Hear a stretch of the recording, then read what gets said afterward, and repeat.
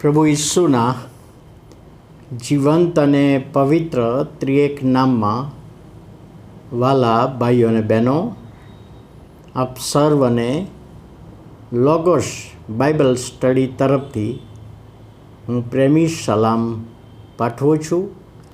અને આજનો દિવસ 17મી જુલાઈ 2024 અને બુધવારનો આ નવો દિવસ પ્રભુએ આપણા જીવનોમાં બતાવ્યો માટે પ્રભુનો ખૂબ આભાર માનીએ છીએ. પ્રભુના નામને ધન્યવાદ આપીએ છીએ. આજનું વચન એ નીતિવચનનું પુસ્તક, તેનો 6થો અધ્યાય અને 6ઠી કલમ. નીતિવચન 6 અને 6. હે આળસુ, તું કીડીની પાસે જા.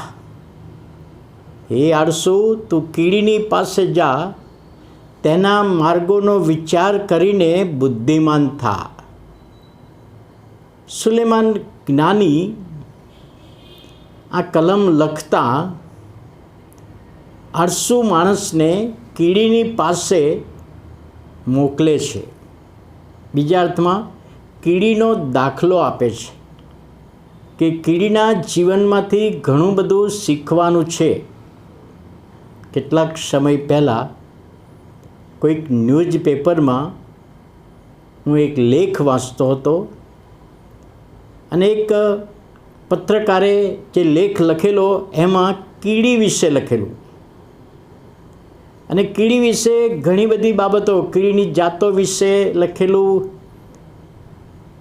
અને બાઇબલની કલમ નીતિવચન 6 અને 6 ટાંકીને એમણે થોડું વિવરણ કરેલું કે હે આળસુ, તું કીડીની પાસે જા. બાઇબલ પણ એવું કહે છે આળસુ માણસને કે તું કીડીની પાસે જા અને કીડીની પાસે શીખ. તો અહીંયા કહેવાનો ભાવાર્થ કે આળસુ માણસ કીડીની પાસે શું શીખી શકે? આળસુ એટલે કે મોટા ભાગે સૂઈ રહેનાર વ્યક્તિ, કશું કામ કરવાની ઈચ્છા ન થાય, બેસી જ રહેવાની ઈચ્છા થાય, કોઈ હલનચલન નહીં, કોઈ પ્રવૃત્તિ નહીં, એવી વ્યક્તિને આળસુ તરીકે ઓળખવામાં આવે છે.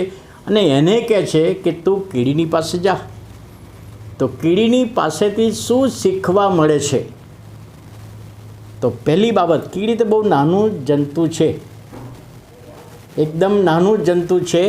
તો અહીં આગળ કીડીની પાસેથી પહેલી બાબત શિસ્ત શીખવા મળે છે. શિસ્ત શીખવા મળે છે. જો કીડીઓની લાઈન તમે જોઈ હશે, શિસ્તબદ્ધ એક કીડી બીજી કીડીને સાથે પાછળ ને પાછળ જશે. અને જો સામે કોઈ કીડી આવશે તો 1 સેકન્ડ ઊભી રહેશે, થોભી જશે બંને કીડીઓ અને પછી આગળ જશે, કોઈ નુકસાન નહીં કરે. કેટલી શિસ્તબદ્ધ એનું જીવન છે, શિસ્તબદ્ધ એનું ચાલવાનું છે. તો માણસને કહે છે કે તું આવું શીખ. તારા જીવનમાં પણ શિસ્ત હોવી જોઈએ. દરેક બાબતની શિસ્ત, બોલવાની શિસ્ત, સૂઈ જવાની, ઉઠવાની, વાત કરવાની, બધી જ બાબતોમાં શિસ્તમાં જીવન જીવવાનું, એવું અહીં આગળ શીખવે છે. બીજી બાબત કે કીડી છે એ ઉનાળાના સમયમાં ખોરાક ભેગો કરી લે. વરસાદ આવશે, ચોમાસું આવશે, પાણી પડશે, ત્યારે ખોરાક લેવા નહીં જવાય. એટલે સમય મળ્યો છે તો એનો સદુપયોગ કરી લેવાનો. ને ઉનાળાના સમયમાં ખોરાક ભેગો કરે છે જેથી વરસાદના સમયમાં એ ખોરાક ખાઈ શકે.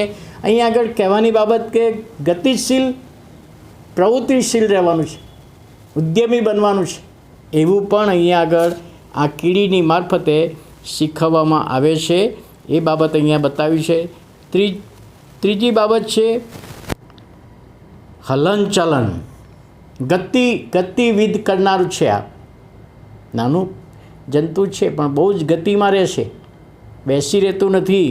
અને એટલા માટે અહીં આગળ કહે છે કે કીડીની પાસે જા અને કીડીની પાસે તું શીખ. એના જીવનમાંથી હલનચલન શીખ. તારા જીવન માટે પણ ઈશ્વર સાથેનો સંબંધ હોવો જોઈએ, માણસો સાથેનો સંબંધ હોવો જોઈએ, મા બાપ સાથેનો સંબંધ હોવો જોઈએ, બાળકો સાથેનો સંબંધ હોવો જોઈએ, પતિ પત્નીનો સંબંધ, આ બધી બાબતો હોવી જોઈએ. હલનચલન, કાર્ય આત્મિક રીતે એ પણ હોવું જોઈએ. અને એક બાબત લખવામાં આવી છે, જો આપણે કીડી સંબંધીનો અભ્યાસ કરીએ તો કોઈ સુપરવાઇઝર નથી એમને, કીડીના ઉપર કોઈ દેખરેખ રાખનાર નથી અને છતાં પણ પ્રમાણિકતાથી રહે છે. તો એ બાબત માણસોને શીખવા જેવી છે. સુપરવાઇઝર હોય કે ના હોય, પરંતુ આપણે પ્રમાણિકતાથી આપણને સોંપેલી સેવા કે ફરજ કે જવાબદારી એ અદા કરીએ, એવું પણ આ કીડીના જીવનમાંથી આપણને શીખવા મળે છે. અને એટલા માટે કહે છે કે કીડીનું શીખવાની બાબત હેતુલક્ષી છે.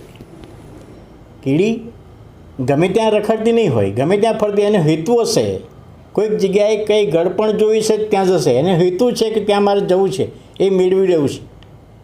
તો અહીં આગળ એ બધી બાબતો જોતાં પ્રભુનું વચન, હે આળસુ તું કીડીની પાસે જા, તેના માર્ગોનો વિચાર કર, તેના જીવનમાં જે લક્ષણો છે એનો વિચાર કર અને બુદ્ધિમાન થા. એટલે અહીં આગળ બહુ જ મોટી બાબત પ્રભુ આપણને શીખવવા માગે છે કે આપણે પ્રભુએ આ જીવન પૃથ્વી પર આપ્યું છે, તો એ જીવનમાં આ બધી જ બાબતો આપણે સ્વીકારી લઈએ, શિસ્તમાં જીવન જીવીએ, પ્રવૃત્તિશીલ ને કાર્યશીલ રહીએ, હલનચલન કરતા રહીએ.